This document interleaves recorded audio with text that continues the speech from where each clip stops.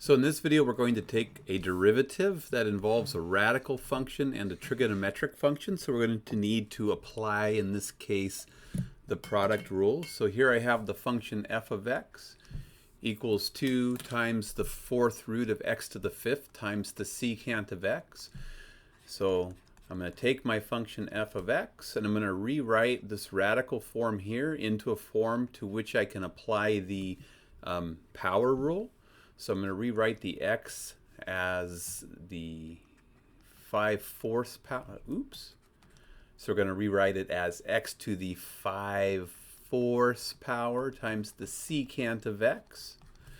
And then I want to notice I have a constant multiple, so we're going to use the constant multiple rule. I have the constant multiple of the product of these two functions.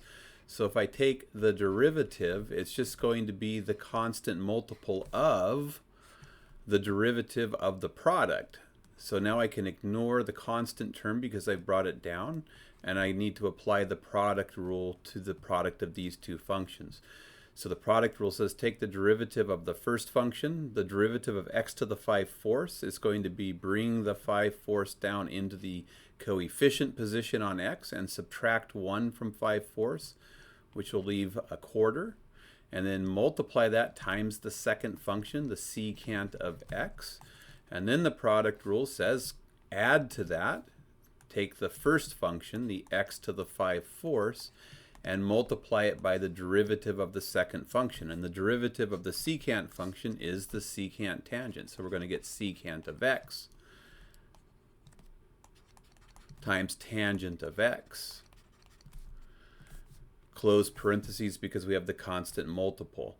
And then you want to look and see if you can clean things up a little bit. So it looks like an x to the 1/4 is a common factor and a secant is a common factor. So we might want to factor out an x to the 1/4 and a secant of x, which would leave behind, if we factor out an x to the 1/4 secant x, it'll leave behind a 5/4 plus factoring a x to the 1/4 off of x to the 5/4 leaves behind an x to the 4/4, or just x to the first power, or x. And we also factored off a secant, which would leave behind the tangent function. And that cleans things up pretty nicely.